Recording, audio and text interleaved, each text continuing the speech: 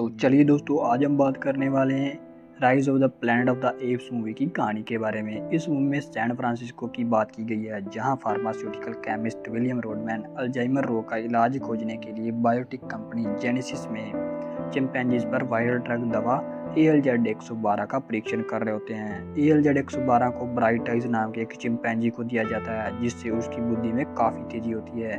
एक दिन जब विल एक मीटिंग में अपने बॉस स्टीवन जैकब्स को ALZ-112 की कामयाबी के बारे में बता रहा होता है, तो उसी वक्त ब्राइट आइज अपने पिंजरे से निकल जाती है और मीटिंग रूम में पहुंच जाती है, जहां उसे गोली मारकर मार दिया जाता है। सब देखकर विल का बॉस उसके सारे प्रोजेक्ट को कैंसिल कर देता है। बाद में विल के असिस्टेंट रॉबर्ट फ्रैंकलिन से पता चलता है कि ब्राइट आइज के क्रोध का कारण यह था कि उसने हाल ही में एक शिशु चिंपैंजी को जन्म दिया था, जिसे वो बचाने की कोशिश कर रही थी। उसके बाद विल ना चाहते हुए भी उस शिशु चिंपैंजी को ले जाता है और उसे सीजर नाम देता है। बाद में उसे पता चलता है कि सीजर को बुद्धि अपनी माँ की बुद्धि विरासत में मिली है।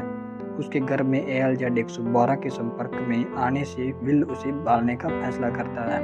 3 साल बाद जब सीजर एक बेहद बुद्धिमान जानवर बन जाता है और हर खेल खेल सकता है, वो अब चित्र बना सकता है और इशारों से विल से बात भी कर सकता है। यह सब देखकर विल ALZ-112 का प्रयोग अपने पिता चार्ल्स पर करता है, जो कि डिमेंशिया से पीड़ित हैं, जिसके कारण उसकी कॉग्निटिव एबिलिटी बढ़ जाती है।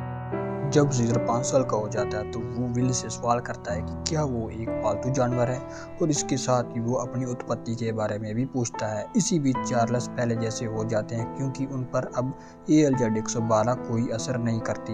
एक दिन उनका एक पड़ोसी चार्ल्स पर गुस्सा होता है, जिसे देखकर सीजर उस पर हमला कर देता है और उसकी उंगली काट लेता है।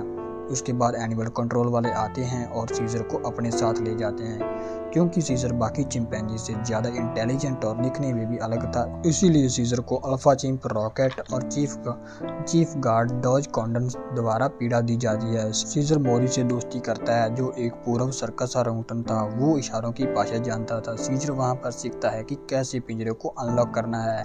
इसके बाद सीजर बक के गोरिल्ला की मदद से रॉकेट पर हमला करता है और वहां से निकल जाता है। इस बीच जैकब्स दवा के एक अधिक शक्तिशाली गैसीय संस्करण ALZ-113 के विकास को मंजूरी देता है, जब विल उसे बताता है कि यह बुद्धि को भी बढ़ाएगा। विल उस ड्रग को अपने साथ कर ले जाता है और अपने पिता चार्ल्स को देता है, पर चार्ल्स वो दवा लेने से इनकार कर देता है। उसी रात उसकी मौत हो जाती है।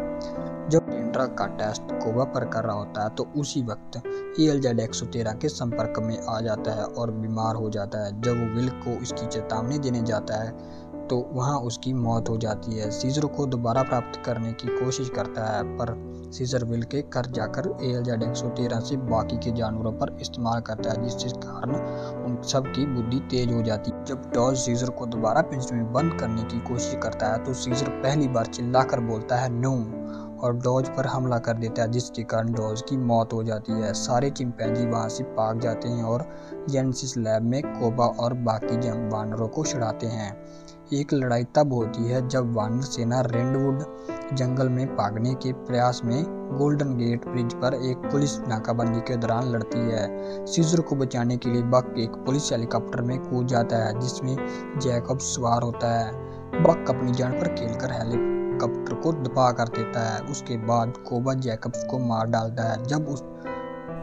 जब सभी एप्स फॉरेस्ट को जा रहे होते हैं, तो उसी वक्त विल एक पुलिस की गाड़ी लेकर जाकर उन्हें रोकता है और सीजर को वार्न करता है कि इंसान उन्हें मार डालेंगे, और उसे वापस घर चलने के लिए कहता है। इसके जवाब में सीजर विल को गले लगाकर कहता है सीजर इज होम, मतलब कि सीजर अपने घर में ही है। उसी वक्त विल रियलाइज करता है कि सीजर का ये आखिरी गुड बाय है। इसके बाद सभी एप्स जंगल में चले जाते हैं और अपनी नई लाइफ को स्टार्ट करते हैं। मीनवाइल हंसीकर, जो कि ALZ-113 से इन्फेक्ट हो चुका था, सैन फ्रांसिस्को के एयरपोर्ट पर पहुंच जाता है, जहां से वो पेरिस की फ्लाइट पकड़ता है। इस तरह वो उस वायरस को पूरी जगह फैला देता है, जिसके कारण पूरी धरती पर जीवन खत्म होने लगता है। तो यहीं पर दोस्तों इस मूवी का एंड हो जाता है। इस मूवी की आगे की स्टोरी को इसके नेक्स्ट पार्ट में बताया गया है, जिसका नाम है down of the planet of the apps. इसके बाद इसका तीसरा पार्ट भी है, जिसका नाम है war of the planet of the apps. अगर आप अगले पार्ट की कहानी भी जानना चाहते हैं तो कमेंट करके जरूर बताइएगा। साथ ही अगर आप इस मूवी को पूरा देखना चाहते हैं तो आप डिस्क्रिप्शन में दिए लिंक पर क्लिक करके मूवी को डाउनलोड कर सकते हैं। अगर आपको वीडियो अच्छी लगी हो तो लाइक, शेयर और सब्सक्राइब